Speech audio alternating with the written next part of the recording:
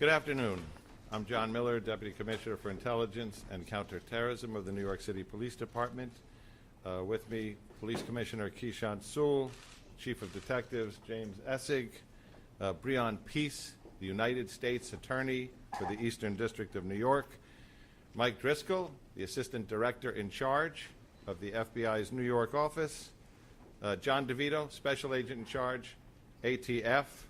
These are the partners who have been working with us from the first moment of this incident, and we have important information to transmit today.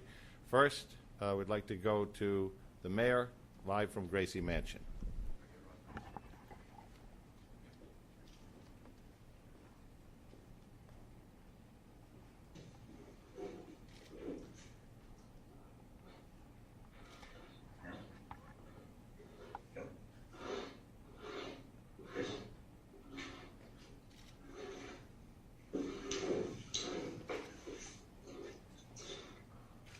My fellow New Yorkers, we got it. We got it. I cannot thank the men and women of the New York City Police Department enough, as well as our federal agents, our state police, our first responders, from the 9/11 operators to the various men and women from our medical professions. We got him and said to New Yorkers, we're going to protect the people of this city and apprehend those who believe they can bring terror to everyday New Yorkers. And I want to thank everyday New Yorkers who called in tips, who responded, who helped those passengers who were injured. 33 shots, but less than 30 hours later, we're able to say, we got it. Thank you, Commissioner, for your leadership and job well done. And now, Police Commissioner of the City of New York, Keishant Sewell. Good afternoon, everyone, and thank you for being here. I am truly fortunate to stand here among these extraordinary investigators and federal partners to make this announcement. Moments ago, Frank Robert James was stopped on the street and arrested by members of the New York City Police Department. Officers, in response to a Crime Stoppers tip, stopped Mr. James at 1:42 p.m. at the corner of St. Mark's Place and First Avenue in Manhattan. He was taken into custody without incident and has been transported to an NYPD facility. He will be charged with committing yesterday's appalling crime in Brooklyn. I want to commend all of the investigators and analysts who took part in this all-hands-on-deck investigation. Literally, hundreds of NYPD detectives worked doggedly during the last 30 hours to bring this together. They did so in tandem with a vast number of our law enforcement partners, including those from the FBI NYPD Joint Terrorism Task Force, the ATF NYPD Crime Gun Intelligence Center, and the Regional Task Force led by the United States Marshal Service. We hope this arrest brings some solace to the victims and the people of the city of New York. We used every resource at our disposal to gather and process significant evidence that directly links Mr. James to the shooting. We were able to shrink his world quickly. There was nowhere left for him to run. I'd like to turn it over to Chief James Essig for details of the investigation.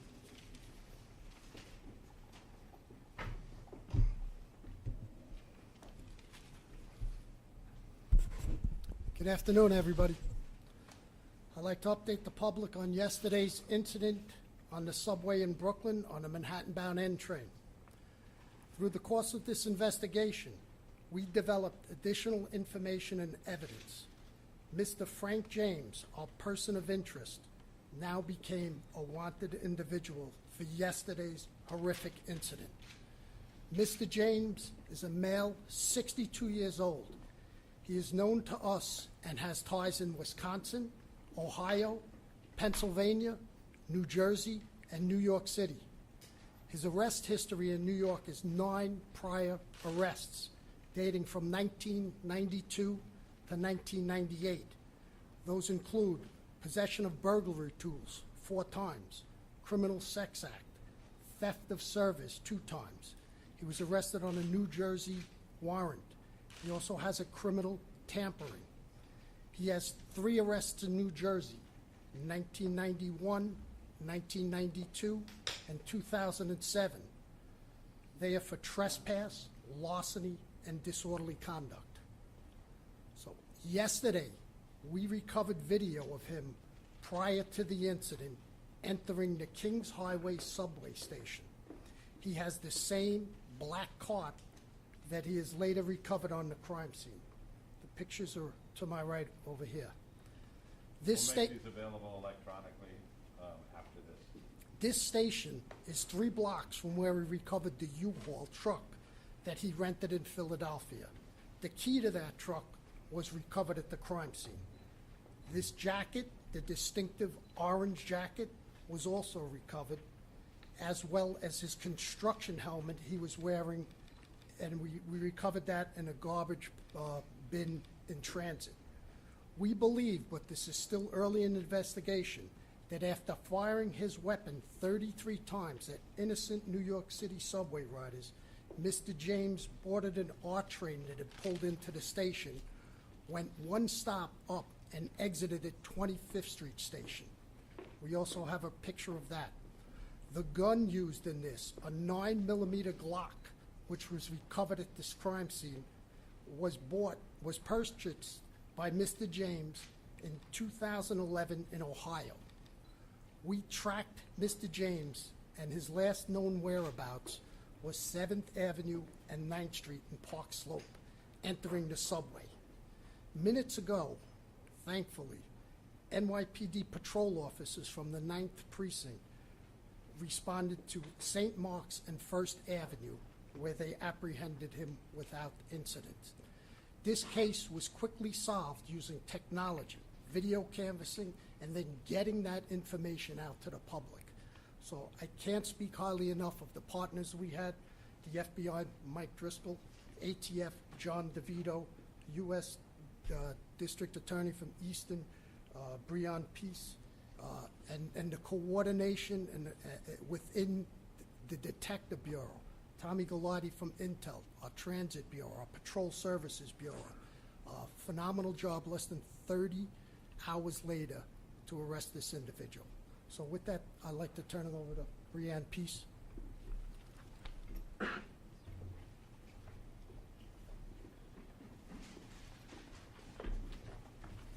Good afternoon.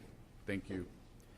Yesterday was a dark day for all of us, but the bright spots of the incredible heroism of our fellow New Yorkers helping each other in a time of crisis, the quick response by our first responders, and the hard work by all of our law enforcement partners that has been ongoing is truly a bright spot here.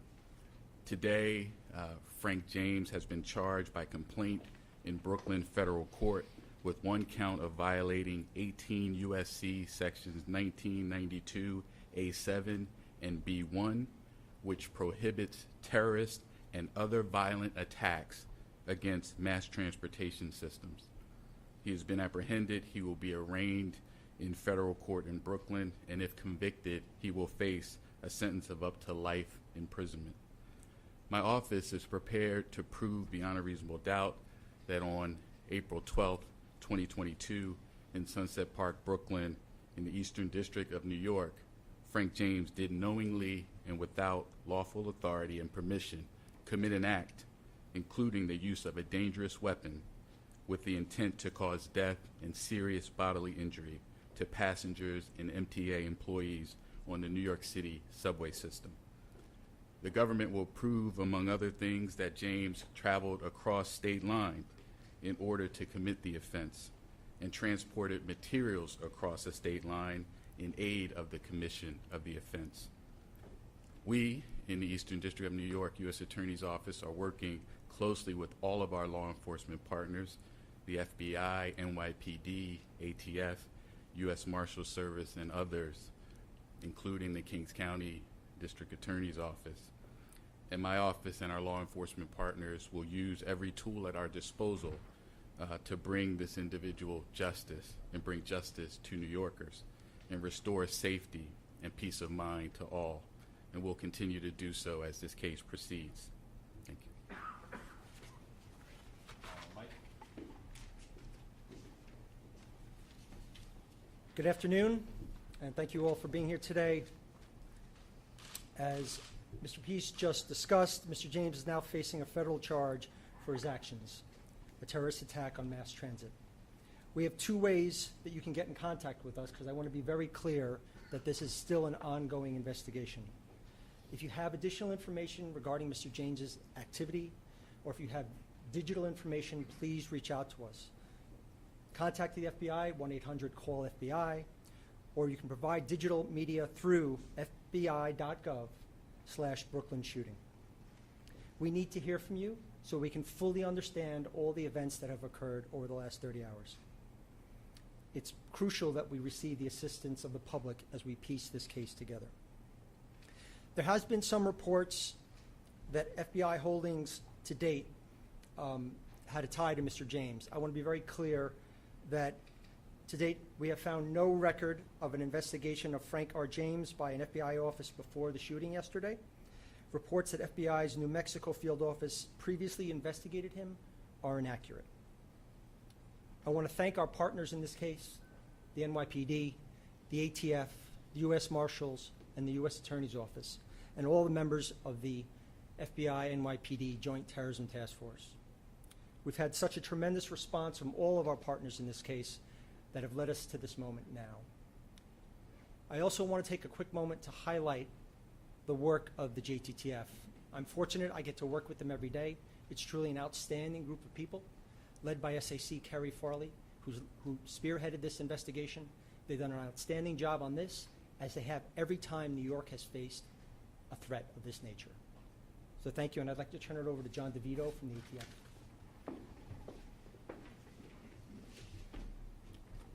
Good afternoon, everyone. Again, my name is John DeVito. I'm Special Agent in Charge for ATF here in New York State. One of the key points that A. Dick Driscoll pointed out was that we could not have done this without the public's help. First, let me say our thoughts and prayers and actions for the past 2 days have been with the victims as well as all New Yorkers. The men and women of ATF have been working side by side with NYPD, FDNY, the Marshals, FBI to solve this heinous crime, which we have.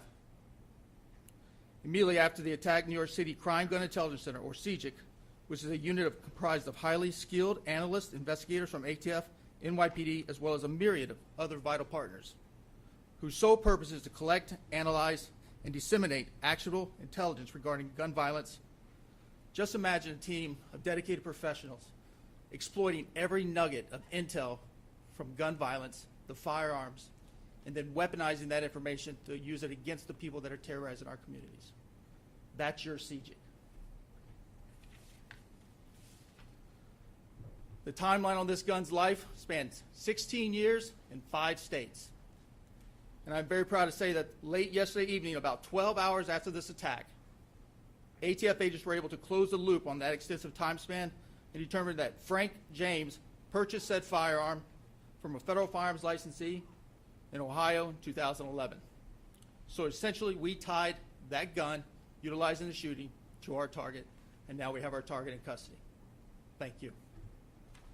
Okay, we're going to be in that we have told you almost everything we have to say, able to answer some very limited questions. Tina. Can you tell us a little bit about the Crime Stoppers?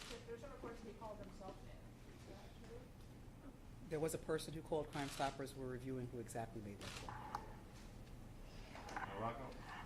Commissioner or Chief after another one, he alludes in one of his videos to yesterday's date. Does that date have any significance? And is it clear yet what the motivation was for this shooting?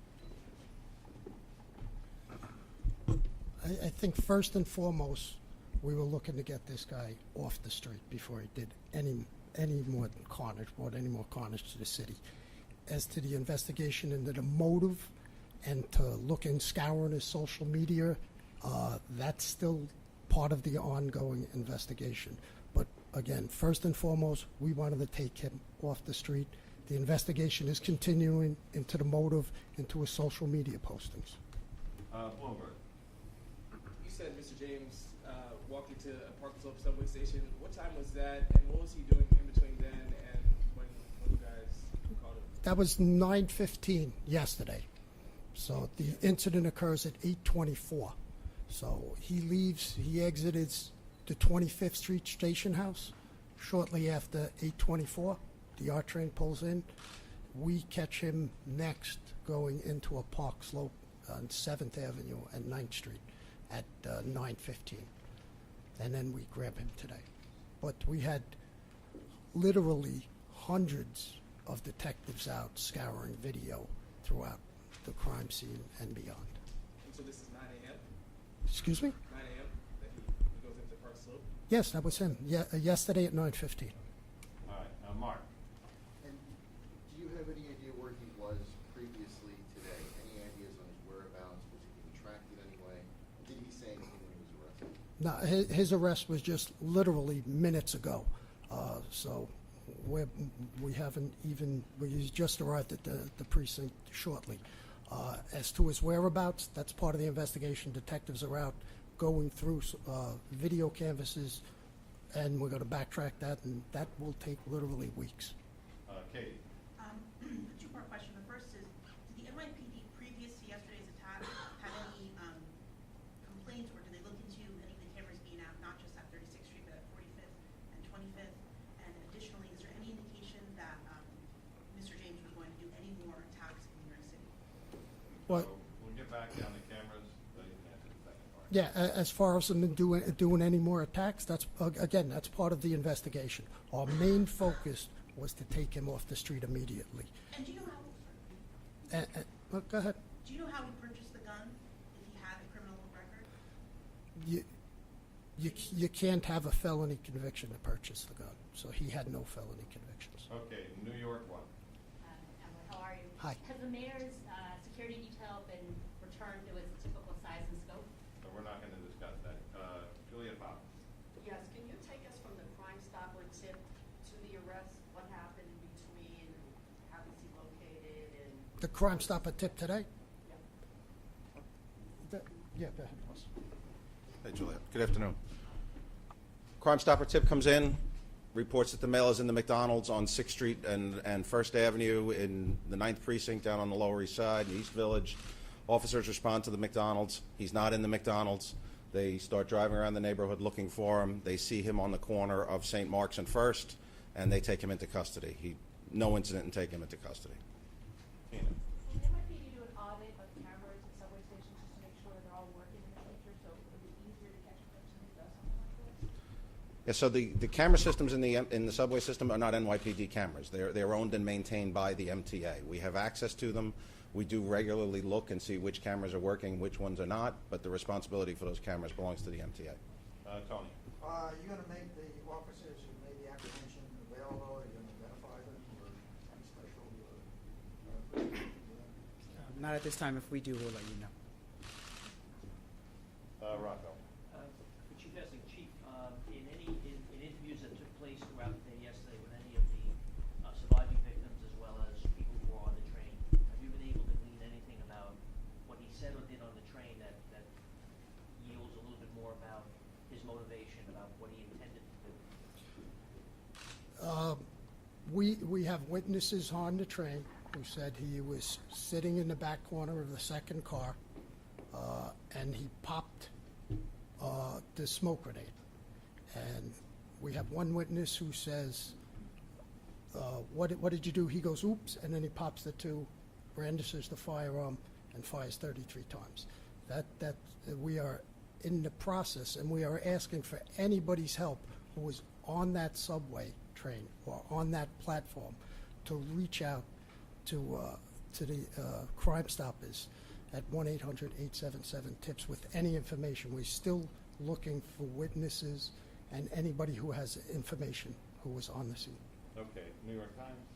Hi, can you tell us anything more about the Glock that this guy used? We heard initially that it had jammed. I know from what experts say that Glocks are exposed to do that. It's kind of one of the selling points of Glock. Can you tell us a little bit more about if that's the case or? Well, Our crime scene is still processing that scene. It goes to the lab, and they'll give us a report. It's still very early in the investigation for that. All right, Tony? What for, All right. Mr. Okay, go ahead. U.S. Attorney, the statute is being held under, that requires no nexus to any foreign terrorism. This is, in its own, it's a discrete terrorism charge. That's correct. The statute is titled Terrorism and Other Violent Attacks in Mass Transportation. So there's a federal interest, of course, in protecting mass transportation hubs and infrastructure, and so that's the jurisdiction. But we're not going to comment further, or we're still investigating the motive and things like that, so can't comment further. All right, last question to Juliet. Yes, we talked about his contact with social services, or if he had any here in New York. That's going to be part of the investigation as well, so we were not able to speak to that at this moment. So after he got arrested in the 90s, and then did he like disappear? Was he not in New York City anymore? That's part of our investigation as well, Julie. Thank you. One more question, we use 12. You're the last question. Thank you. I'm wondering if there's, do we have any motive in terms of Sunset Park? Why Sunset Park, or was it random? No idea. So just to close, we also want to acknowledge our partners, sometimes jousting partners in the media, for putting all these pictures out, for spreading this story from the time we did the press conference yesterday. That was a critical effect on raising the kind of public awareness that, as the Commissioner said,